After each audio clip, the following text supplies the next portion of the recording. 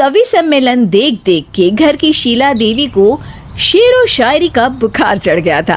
अब वो सीधे मुंह किसी को जवाब ही नहीं देती थी। उनके पति और उनका बेटा तो काम करने घर से बाहर चले जाते थे और उनकी शायरी झेलनी पड़ती थी बहू रेणु को। अब सास बोलती नहीं, अर्ज करती थी, संदूक पे रखी संदूक, संदूक में रखे झुमके, बहू झुमके निकाल के दे मेरे, कहाँ लगा रही है ठुमके। माँ जी, झुमके तो आपके निकाल दूंगी मैं, लेकिन आपके दिमाग से ये शायरी का भूत कैसे निकलेगा? छोटे लोग नहीं समझेंगे, शायरी है शौक बड़ा, तू अपने काम से काम रख, मेरे काम में मत टांग अड़ा। शौक अलग बात है, लेकिन हर चीज में अपना शौक डाल देने से जग हंसाई हो सकती है सासू माँ। अरे मैं हूँ एक नंबर कलाकार, कोई ऐसी वैसी बला नहीं, तुम घर के कामों में उलझी, समझोगी मेरी कला नहीं। ठीक है माँ जी, आप नहीं समझती तो कोई बात नहीं, लाओ मैं आपके झुमके ही निकाल कर दे देती हूँ। बहू सास के झुमके निकाल कर देती है और वहाँ से चली जाती है। शाम को बहू अपने पति से शिकायत करती है, सुनिए जी, आप माँ को कुछ समझाते क्यों नहीं? अरे क्या समझाना है माँ को? अरे अपनी शायरी थोड़ी कम करे ना। अरे तुमको उनकी शायरी से क्या दिक्कत है?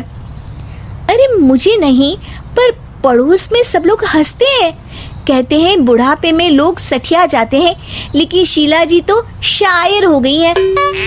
अरे लोगों का काम है कहना, लोगों की बातों का क्या टेंशन लेना। अरे वाह, मैंने भी शेर कह दिया, वाह वाह वाह वाह। देख लो, तुमसे किसी ने कहा नहीं और तुम्हारे सामने कोई माँ की बुराई नहीं करता तो तुमको फर्क नहीं पड़ रहा। अरे तुम खामखा की बात का बतंगड़ बना रही हो। चलो चाय बना कर ले आओ मेरे लिए, साथ पियेंगे, कोई ढंग की बातें करेंगे। रेणु चाय बनाने लगती है। पहले वो अपने पति को चाय देती है, फिर सास को और आखिर में अपने ससुर को।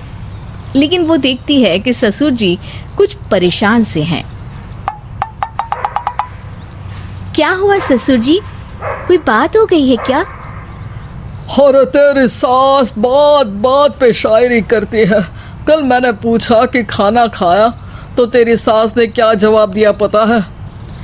अरे गलती की और आरोपी ने कोड़े खा लिए फटाफट, खाना तो नहीं पर पकोड़े खा लिए झटाझट। अब बता क्या जवाब दूँ इस बात का?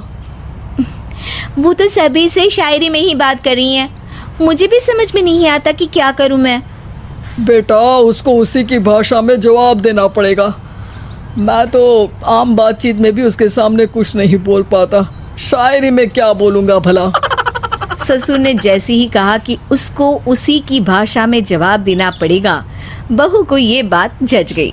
अगले ही दिन वो शायरी की कुछ किताबें लेकर आई और शायरी की प्रैक्टिस करने लगी ताकि सास को उन्हीं की भाषा में जवाब दे सके। उसने दिन रात एक कर दिए। एक दिन सब साथ में बैठकर टीवी देख रहे थे, तभी रेणु सबके लिए बिरयानी बनाकर लाती है, लेकिन सास को बिरयानी भाती नहीं। कौवा करता काऊ काऊ, चिड़िया बोलती ची ची, इतना खराब बिरयानी बनाई है कि मुंह से निकले छी छी। बस इसी मौके का तो बहू को इंतजार था, क्योंकि अब बहू सास को उसी की भाषा में जवाब देने के लिए तैयार थी। माँ जी, हमको अपनी ये बेकार शायरी ना सुनाइए, जैसी भी बनी है बिरयानी चुपचाप खाइए। ससुर जी और रेणु के पति ने रेणु का जवाब सुनते ही जोर से ताली बजाई और सास ने जब रेणु का शायराना जवाब सुना तो उनके गले में बिरयानी अटक गई। बहू ने एक और शायरी का तीर छोड़ा।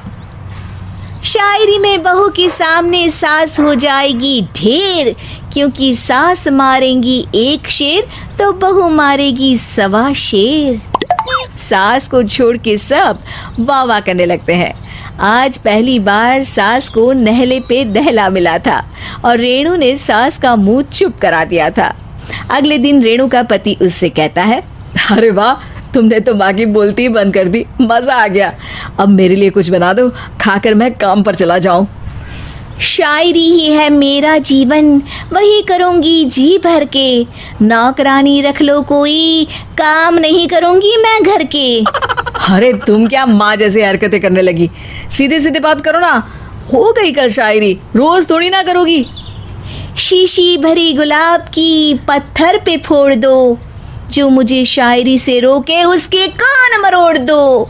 पति घबराकर वहां से चला जाता है और बाहर उसके पिताजी के पास जाकर बैठ जाता है।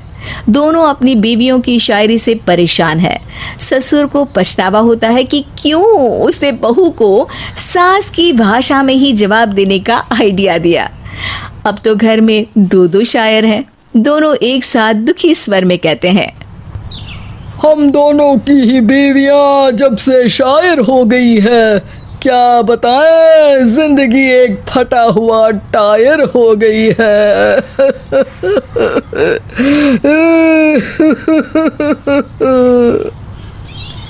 हम दोनों की ही बीवियां जब से शायर हो गई है, क्या बताए जिंदगी एक फटा हुआ टायर हो गई है।